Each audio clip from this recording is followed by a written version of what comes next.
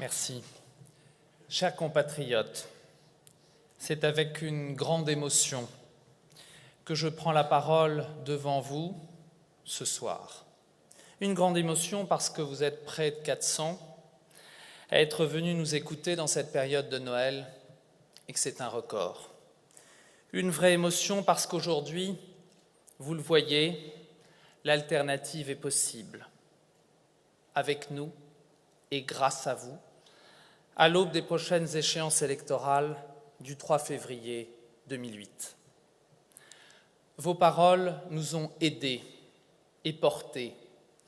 C'est, je crois, une des plus belles choses de la politique au sens noble du terme, le contact, la chaleur de ceux que vous ne connaissez pas tous, mais qui vous transmettent cette énergie qui seule peut nous aider à aller au bout de notre tâche. Le parcours, depuis juin dernier, n'a pas été facile, mais le fil conducteur de notre action, basé sur des valeurs sur lesquelles nous ne transigerons pas, nous a conduits devant vous ce soir, et ce n'est qu'un début. Je crois pouvoir dire franchement et en toute humilité qu'il se passe quelque chose aujourd'hui dans ce pays autour de cette démarche et de ceux et celles qui la portent. Rien n'aurait été possible sans le courage et la volonté des membres de ce groupe, ou plutôt devrais-je dire de cette équipe qui chaque jour, depuis plus de 6 mois, n'a jamais renoncé, et je voudrais ce soir, une fois encore, tous les remercier.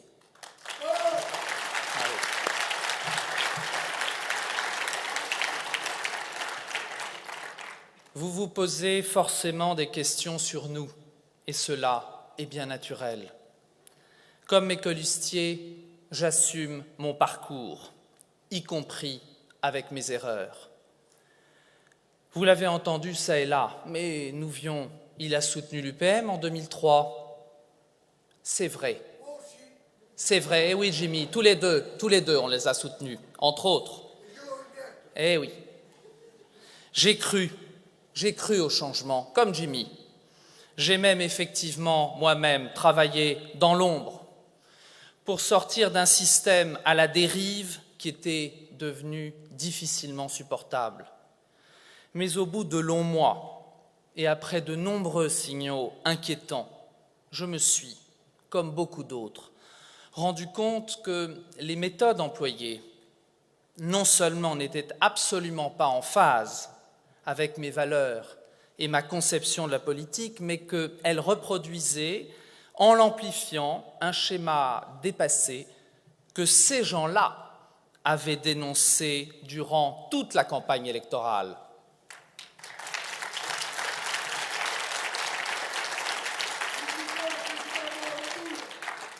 Cela, je le répète, ne correspondait en rien aux valeurs qui m'ont forgé, ni à la notion que nous nous faisons, nous, de l'action publique et de la responsabilité politique.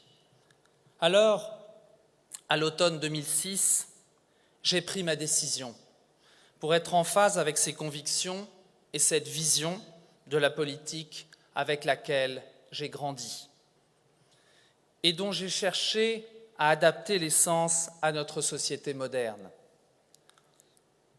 Tout cela pour retrouver mon indépendance, pour reprendre ma liberté de parole, au risque de me retrouver seul, esseulé, oui, je vous le dis, seul, pour exprimer mes idées au milieu d'un échiquier politique complètement décomposé.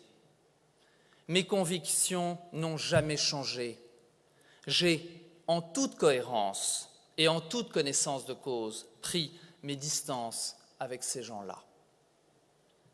Par la suite, avec mes amis, nous avons cherché à créer une dynamique différente, à concevoir autre chose. Bref, à vous proposer à toutes et à tous l'esprit d'une véritable alternative pour sortir de cet affrontement stérile entre les deux forces présentes en 2003.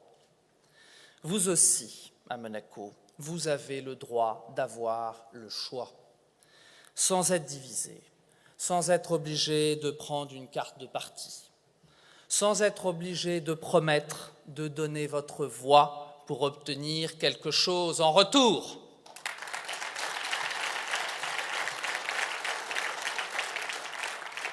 Et puis, j'entends et j'écoute les commentaires de certains à mon encontre. Il est froid, distant, lointain. Il devrait un peu descendre du rocher. Eh bien, voyez-vous, j'ai évolué. La vie m'a formé, et c'est vrai, j'ai une certaine pudeur et parfois de la réserve dans les rapports humains. Mais, vous le savez aussi, j'ai grandi dans la politique.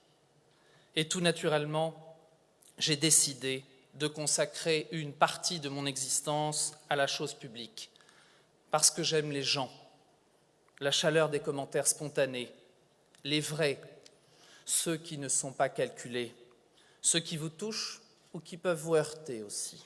C'est aussi cela, le Monaco que nous aimons. Notre équipe dérange, c'est un fait, tant dans notre posture que dans nos prises de position.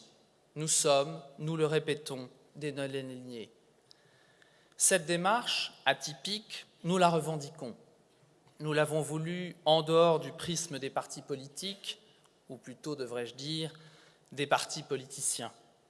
Et nous irons au bout du chemin en rassemblant une majorité de Monégasques sans les diviser, avec vous, à nos côtés. Je voudrais ce soir aborder plusieurs sujets dont certains sont incontournables et d'importance majeure pour les années qui nous attendent. Plus que des sujets, ce sont des enjeux. Et c'est pour cela que notre démarche a pris cette dénomination. Ces enjeux sont premièrement le retour à l'équilibre de nos budgets pour en faire des budgets vertueux, avec un fonds de réserve mieux géré et non ponctionné systématiquement comme dans un budget bis.